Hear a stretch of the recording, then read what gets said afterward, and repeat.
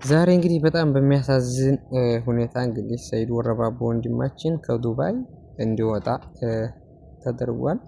በጣም ያሳዝናል። እውነት ለመናገር እኛ ሀበሾች እንግዲህ ይሄ ልጅ እንቅልፉን አጥቶ ለሀና ስንት ነበር ሲታገል የቆየው። እንግዲህ በዛው ምክንያት አሁን ከዱባይ እንዲወጣ እያረጉን ነው። በጣም ያሳዝናል እውነት። እኛ በቃ ራስ በራሳችን ህዝብና በቀር ሌላ ምንም የለንም። ኧረ በጣም ያሳዝናል። የትስ ነው የምንደርሰው? በዚህ ልክ በቃ እንቅልፉን አጥቶ ሲታገል ጠዋት ማታ እያለ በዚህ ልክ የኛ ሰውን ለመጣል እኛ በቃ የት ነው የምንደርሰው? ሀበሻ በዚህ ልክ ክፋት ማለት ነው። እንዲህ ያሳዝናል እውነት። እንግዲህ ሰይድን ፈጣሪ ድረስለት። በነገራችን ላይ እንግዲህ ፈጣሪ ያለው ነው የሚሆነው፣ ሰው ባለው ሳይሆን። ግን አንዳንዴ ሰውም ለመጣል በቃ በጣም ይጠራል ሰው ማለት ነው። በጣም ያሳዝናል። ቪዲዮ ላይክ ሼር አድርጉ። እስከመጨረሻው አብራችሁ ነው። ሰላም አለይኩም ወራህመቱላሂ ወበረካቱ። ሰላም ብያለሁ። ውድና የተከበራችሁ የሰይድ ወሎ ሚዲያ ተከታታዮች እንደምን አላችሁ? በያላችሁበት ሰላማችሁ ብዝዝት ያርግልኝ። እንግዲህ ወንድማችን ሰይድ ወረባቦ ወይንም አቡ ፋኖ እንግዲህ ከዚህ ቀደም ታውቁታላችሁ። በሳውዲ አረቢያ በሪያድ ነበር የሚኖረው። ሀገራችንም ገብቶ ከዛም ከስር ሀገራችን ታስሮ ከዛም በኋላ ወደ ዱባይ ገብቶ እንግዲህ ዱባይ ልብስም በመሸጥ በምናምን እየኖረ ነበረ እና አሁን ደግሞ እንግዲህ በእህታችን ሀና ጉዳይ ገብቶ ወደ 15 ቀን በላይ እንቅልፉን አጥቶ በላይ ስራውን ትቶ ሲታገል ኑሮ ነበረ።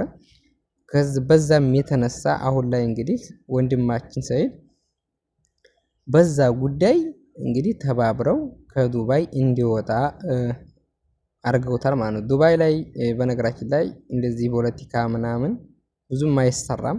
ግን ይች ልጅ ደግሞ የፖለቲካ ሳይሆን ይች ልጅ ታፈና ተይዛ ያለች ልጅ ናት እና ይች ልጅ ፍትህ እንሆናት ተውጣ። እህታችን የት ነው ያለው ነው ሲባል የነበረው ሁሌም ላይ በላይ ማለት ነው።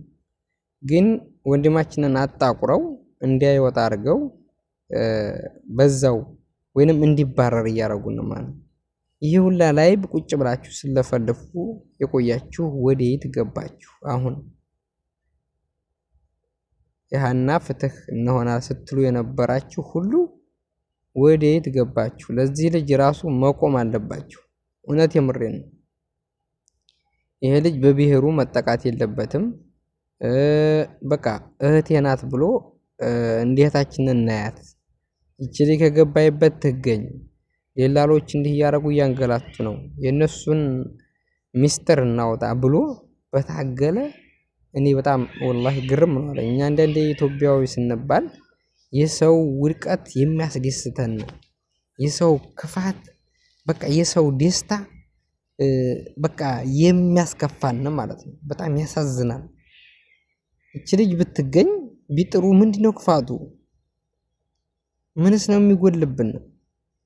በዚህ ልክ እኔ የሰይድ ወረባቦ ማለት ነው እውነት ለመናገር በጣም በቃ በሱ ሲሆን ይከፋል። እኔ ብዙ ጊዜ ያለሁኝ የሆነ ነገር ሲሆን በቃ በሱ በጣም ነው ሰው የሚረባረበው። ሰው እኮ ብዙ ነገር ይሰራል። እንግዲህ ስለ ሀና ጉዳይ ብዙ ሰው እየሰራ ነው። በላይቭም ብለው ሀይባም እንግዲህ ወደ ስንት ጊዜ እሷ ይዘዋለች እና ግን ሰይድ ወረባቦ ሲሆን በጣም ይጣቆራል። እኔ ለምን እንደሆነ እንጃ። እኔ ብቻ አይገባኝም። ብቻ ሰላም ሁን፣ ሰላም ይብዛ። እንግዲህ በሱ ደግሞ ያለውን ነገር አስረድተህ የሚያስረዳልህ ኑሮ መቼም ተባብሮ ህዝቡ ትክክለኛውን ነገር ቢያስረዱልህ በጣም ደስ ይለናል። ምክንያቱም አንድ ወንድም ለአንድ ለእህቱ ያለውን ነገር እናወጣ ይቼታችንና አልሞተይም አለይ ተብለናልና በሶሻል ሚዲያ ለተለያዩ አገራት እናድርስ ብሎ በሚጥርበት ጊዜ ይህን ነገር ማድረግ እነሱ እጃቸው ረጅም ነው፣ የትም ቢሆን ይደርሳሉ እያሉ ነበረ። ግን እንግዲህ ከዱባይ አልፈው ከሳውዲ አረቢያ አልፈው ወደ ዱባይ የሄዱ ይመስላል እጃቸው ብቻ። ለማንኛውም እህታችን ሀና እውነት በሷ የሷን ነፃነት ለማውጣት ሆነ በዚህ ልክ የሄዱት እውነት ነፃ እንዲው ፈጣሪ ያውጣት ልጅቱ። በተለይ አንዳንድ ሰዎች አሁን ብር እንከፍላለን እሷን ያየ ያው እስከ 10 ሚሊዮን እየተባለ ነው።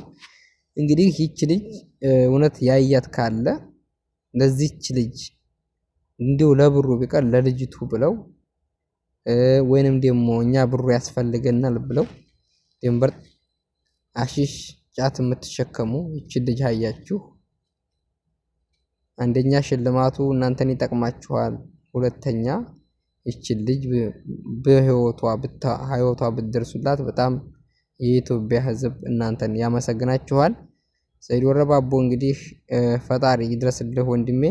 የኛ ህዝብ በጣም እኛን ለመጣል፣ ለማስከፋት፣ ለመጉዳት የተለያየ ነገር ለማድረግ ነው እና የሚጥረው። ብቻ ወላሂ እኔ ምንም በጣም የምናገረው ነገር ነው የጨነቀኝ ማለት ነው።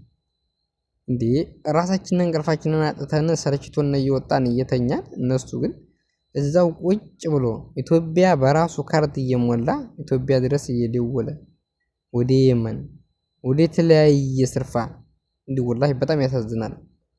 እኛ ግን ሰው ስንባል በዚህ ልክ ክፋት በቃ ሰውን ለመጣል ድንጋይ ፍንቅል ወሬ እንዴ ወላሂ ሀበሻማ ቀየት ሄደን እንውርሲ የሰውዬ ከሳውዲ ሄደ ከሀገሩ እስር ቤት ገባ ሄዶ አልኖር ሲል ደግሞ ወደ ዱባይ ይሻላል ብሎ ሄደ። ከዱባይ ደግሞ ወደ ሀገሩ ደግሞ አሁን ወደ ከዱባይ እንዴ በጣም ያሳዝናል። እንግዲህ ፈጣሪ ድረስልህ። በተለይ ዱባይ እንግዲህ ሁሉን አጣርተው ሁሉንም አረጋግጠው የሚያው ሀገር ነው። በተለይ በእንዲህ አይነት ነገር እና ትክክለኛውን ነገር ይውጣልህ። እህታችን አግታ ነው እንግዲህ ከዚህ የደረስነው። ስለ እህታችን ሀና አዲስ ነገርም አለ። ሁለት አዲስ ነገሩን ከመናገሬ በፊት ድቅቅ አድርጋችሁ የምትችሉትን ያክል ኮፕሊንክ ሼር አድርጉ። እስከ መጨረሻ አዳምጡ። ፎሎ ብቻ ነው አልፈልግም።